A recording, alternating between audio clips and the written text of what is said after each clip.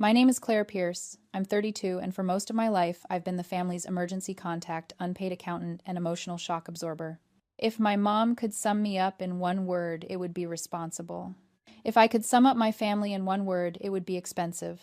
I work as an operations manager for an international logistics company. Shipments, spreadsheets, deadlines. Before we get to the dinner that ended it all, drop a comment and let me know where you're listening from and what time it is for you right now. I read every comment, and I'd love to know who's part of our community tonight. The Sapphire Room was designed to make you feel important, but mostly it just made you feel suffocated. It was a private dining suite in the back of the city's most pretentious hotel, draped in blue velvet curtains that smelled of old dust and expensive lilies. My parents, James and Angela, had insisted on this specific venue for their 30th wedding anniversary. They wanted intimacy, they said. What they really wanted was a captive audience. I had arrived 20 minutes early to ensure the table settings were correct and, more importantly, to settle the bill in advance. $1,200. That was the price of admission for the evening. I handed my credit card to the maitre d' with the same mechanical detachment I used when approving a shipping manifest. There was no joy in the transaction, only the dull satisfaction of a completed task. When my family arrived, they swept in like a hurricane of chaos and cologne. My older brother Zachary was wearing a suit that cost more than his car financed, no doubt, by his latest failed startup idea. My younger brother Logan, the eternal student at 26, looked disheveled but charming the way only the baby of the family is allowed to be. And then there were my parents. Angela didn't just walk into a room. She held court. She kissed Zachary on both cheeks, cooed over Logan's hair, and then handed me her coat without making eye contact. "Check the wine list, would you, Claire?" she said, settling into the head of the table. "Zachary deserves a good red after his big week. He's closing in on a major deal." I knew for a fact Zachary wasn't closing a deal. He was closing a bankruptcy filing. I had paid his legal retainer 3 days ago. But I didn't say that. I just opened the menu. For the next hour, I sat in silence, eating a steak I had paid for, listening to my parents construct a fantasy world where their sons were titans of industry and I was merely the help. Across the candlelight, my mother's gaze lingered on Zachary with a desperate sort of adoration. For years I had categorized her cruelty as simple favoritism, but sitting there watching her ignore the daughter who funded her lifestyle to praise the son who drained it, I realized it was something deeper. It was a defense mechanism. My stability shone a harsh, unforgiving light on her son's failures. Every time I fixed a problem, every time I paid a bill they couldn't, I was inadvertently proving that her golden children were incompetent. She didn't attack me because I was bad. She attacked me because my competence collapsed her false reality. I was the mirror she wanted to shatter. The dinner wound down, and the waiter poured the champagne for the toasts. James stood up first, mumbling something about 30 years of patience, but it was Angela who commanded the room. She stood, raising her glass, the diamonds on her wrist, catching the light diamonds I had insured. "To my boys," she said, her voice trembling with performance. "Zachary, for your vision. Logan, for your heart. You are the spirit of this family." She took a sip, then turned her gaze to me. The warmth vanished from her eyes, replaced by a cold, pitying smile. "And Claire," she continued, loud enough for the servers to hear, "thank you for handling the logistics tonight. It is a shame you are too transactional to understand what real love looks like, but we do appreciate the check." The room went dead silent. The air conditioner hummed. Zachary smirked into his glass. I looked at my mother, and for the first time in my life, I didn't feel the urge to cry. I felt the click of a lock engaging. The contract was over. There was no emotional outburst, no scene. I simply opened my laptop, signaled the waiter with a raised finger, and started clicking cancel. The interface was familiar, comforting even. Cancel standing order. Confirm. Cancel autopay. Confirm. It took exactly 45 seconds to dismantle the financial infrastructure I had spent 3 years building for them. "Ma'am," the waiter asked, hovering nervously by my shoulder. "Cancel the prepayment on my card," I said, my voice steady, professional. "And bring the check to the table. Just drop it in the center." I closed my laptop with a soft snap. My mother was still smiling, that cold, pitying smile, waiting for me to react, to beg to apologize for being so transactional. She expected tears. She expected a scene. She didn't expect silence. When the waiter returned, he placed the black leather folder in the middle of the crisp white tablecloth. It sat there like a landmine. I picked it up, opened it, and glanced at the total. $1,242. I pulled the itemized receipt out, folded it neatly, and placed it back on the table. "Perfect," I said, looking directly at my mother. "Then don't ask me for any more money." I stood up, smoothed my dress, and picked up my purse. I didn't look back. I walked out of the sapphire room, down the plush hallway, and into the cool night air. The drive home was a blur of streetlights and silence. My hands were steady on the wheel, but my mind was racing, cataloging the ledger of my own stupidity. It wasn't just the dinner. It was the $32,000 I had wired to cover my father's bad investment 2 years ago, money he swore was a loan, money I never saw again. It was the $3,500 that left my account on the first of every month to pay the mortgage on their 4-bedroom colonial in the suburbs, a house they insisted they couldn't downsize from because it held too many memories. It was the bailouts for Zachary's failed businesses and Logan's tuition for degrees he never finished. I had been a gambler at a slot machine, feeding coins into a game that was rigged against me. I realized with a sick clarity that I had stayed and paid for so long, not because I was generous, but because I was terrified. I had invested so much emotionally and financially that walking away felt like admitting defeat. I had been waiting for the jackpot of their love, convinced that if I just put in one more coin, one more check, one more bailout, the lights would flash and they would finally see me. But the machine was broken. It had always been broken. And tonight I had finally stopped playing. The aftermath wasn't quiet. It was a symphony of gaslighting. By the time I reached my apartment, my phone was vibrating so hard it was dancing across the passenger seat. First, my father, you humiliated your mother on her big night.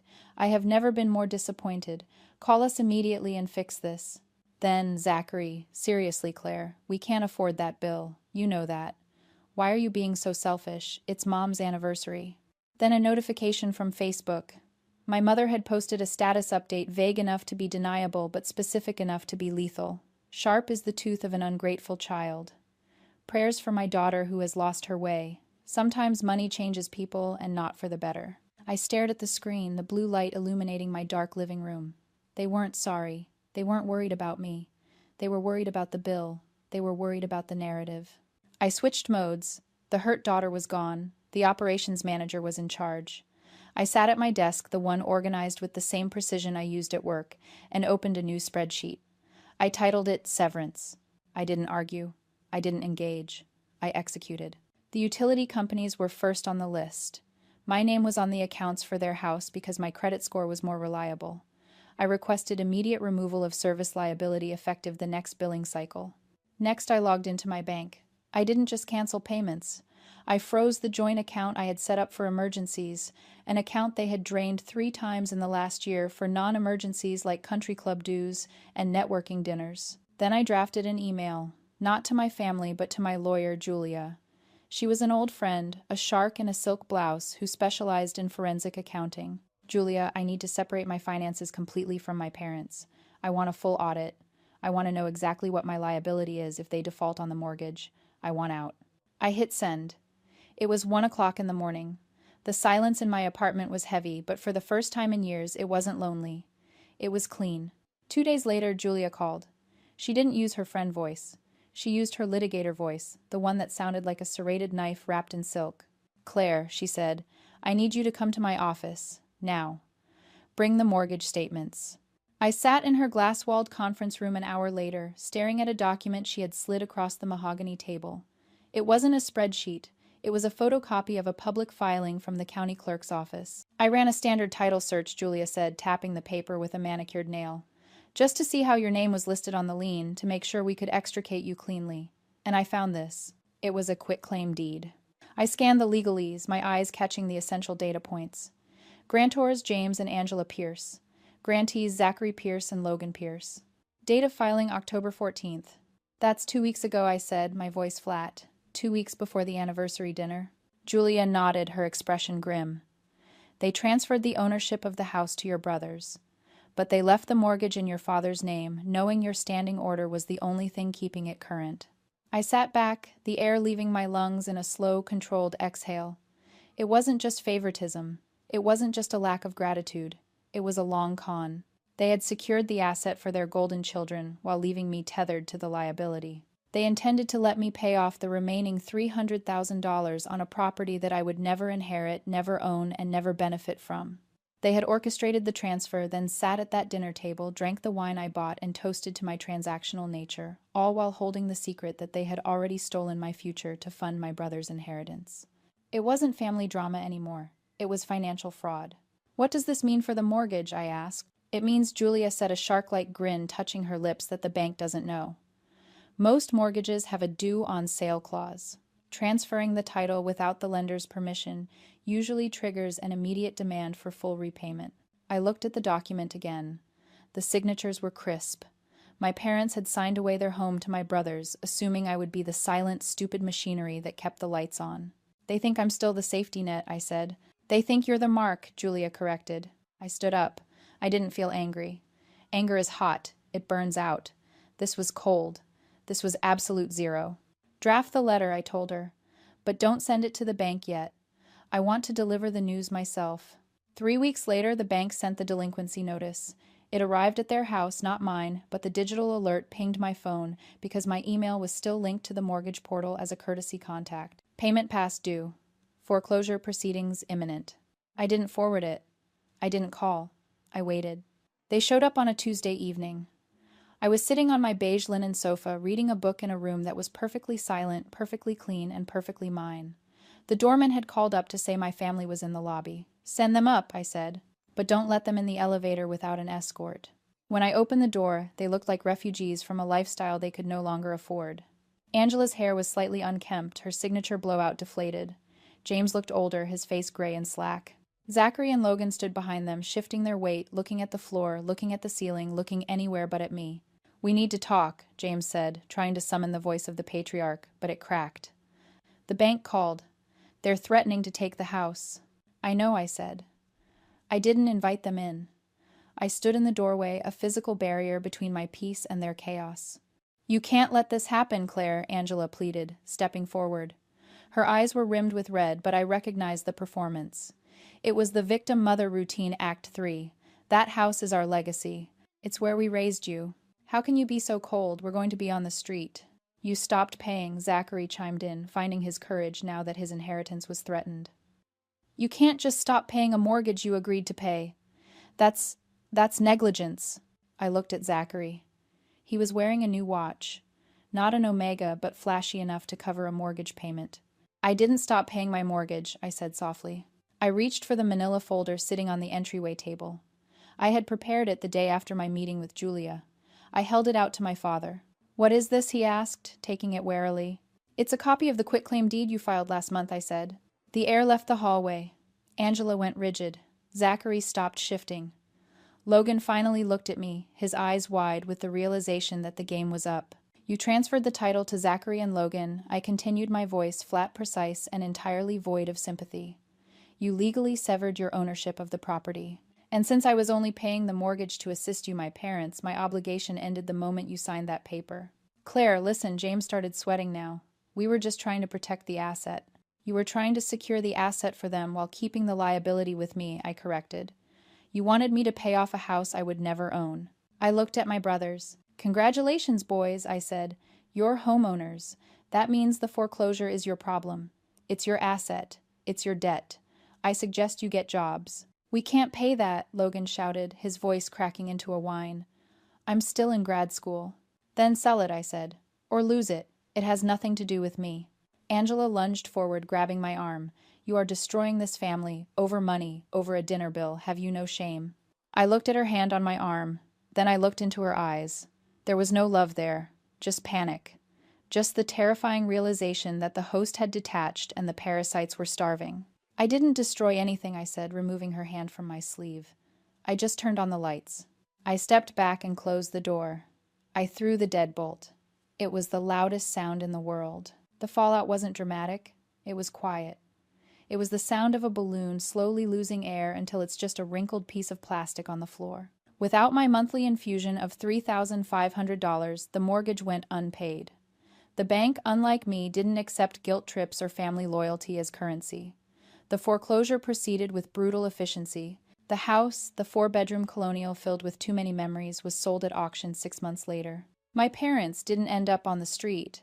They ended up in a 2-bedroom rental on the other side of town, a place with thin walls and laminate countertops. It was perfectly adequate. It was what they could afford. Zachary and Logan stopped visiting them.